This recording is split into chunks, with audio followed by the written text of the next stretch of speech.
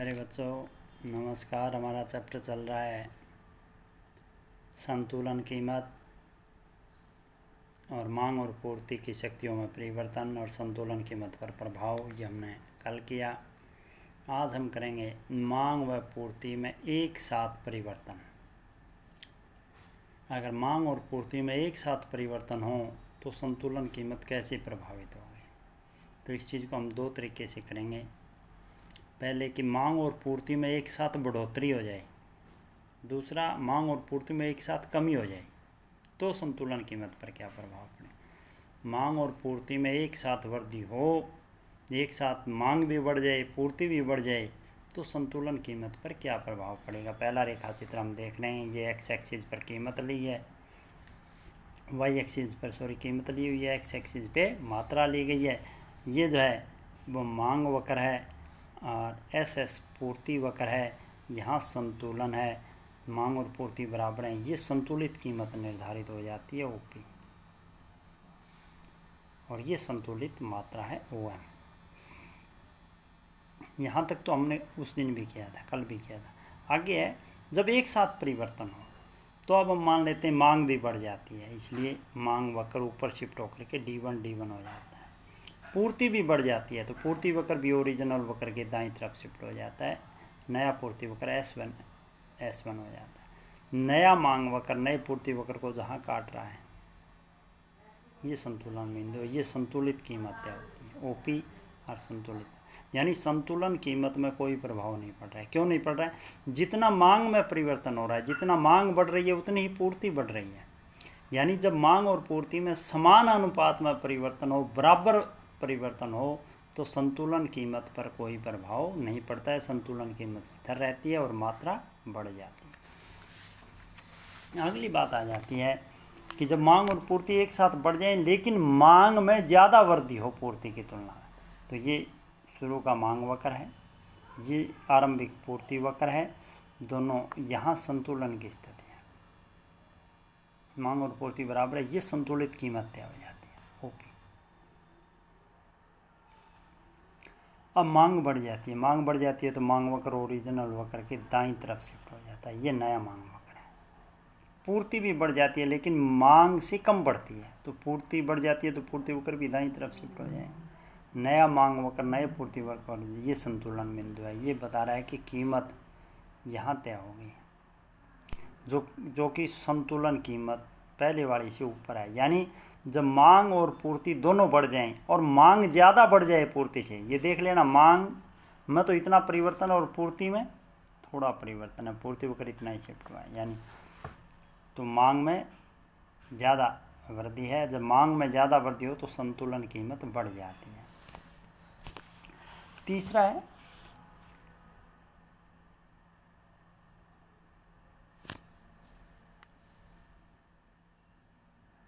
पूर्ति में ज़्यादा वृद्धि।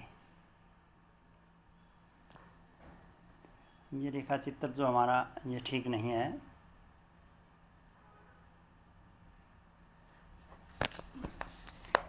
एक और रेखा चित्र बना के मैं आपको दिखा रहा हूँ।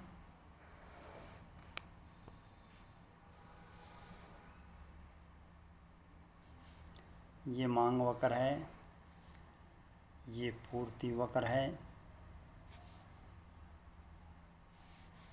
ये यहाँ मांग और पूर्ति बराबर है, ये संतुलित कीमत तय हो जाती है पी ओ पी, ये संतुलित मात्रा तय हो जाती है ओ एम। अब हम मान लेते हैं मांग भी बढ़ जाती है और पूर्ति भी बढ़ जाती है। मांग बढ़ जाती है तो मांग वक्र ओरिजिनल वक्र के दाईं तरफ शिफ्ट हो जाएगा, तो ये नया मांग वक्र है। पूर्ति भी बढ़ जाती है और पूर्ति मांग से ज़्यादा बढ़ जाती है। मांग में तो इतनी वृद्धि है, सिर्फ पूर्ति में मांग से ज़्यादा वृद्धि हो जाती है। ये पूर्ति वक्र और मांग वक्र, ध्यान आपको ये रखना है कि एक दूसरे वक्र के समानांतर चलने चाहिए। तो ये नया पूर्ति वक्र है S1, ये नया मांग वक्र है D1, जहाँ नया मांग वक्र ये संतुलन बिंदु, और संतुलन बिंदु ये बता रहा है कि संतुलन कीमत जो है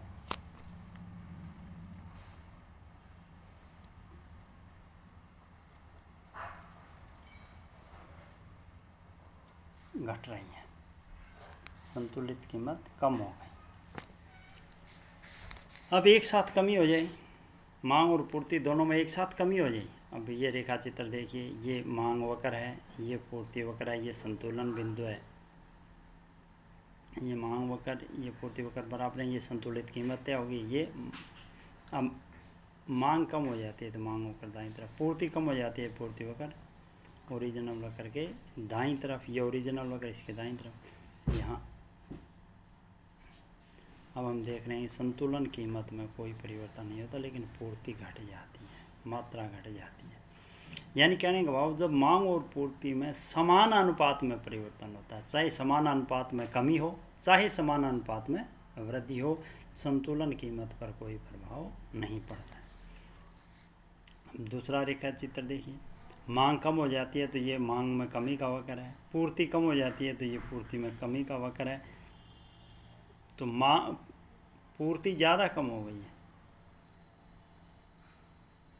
सॉरी मांग ज़्यादा कम हो गई है, मांग में ज़्यादा कमी हुई है, पूर्ति में तो सिर्फ इतनी कमी हुई है और मांग में इतनी कमी, मांग में ज़्यादा कमी है तो कीमत घट जाती है, संतुलन कीमत और संतुलित मात्रा दोनों घट जाती है। अब पूर्ति में ज़्यादा कमी हो जाती है, ये प्रारंभिक मांग वक्र है, ये प्रारंभिक पूर्ति वक्र है, यहाँ संतुलन है, ये ओपी कीमत तय हो जाती है।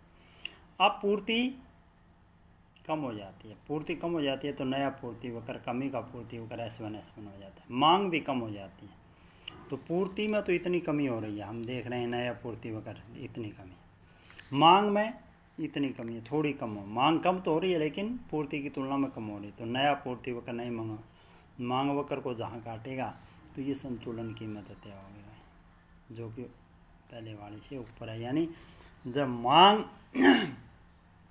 और पूर्ति दोनों एक साथ कम हो जाएं और पूर्ति ज़्यादा कम हो जाए, मांग से पूर्ति ज़्यादा कम हो जाए तो संतुलन कीमत बढ़ जाती है।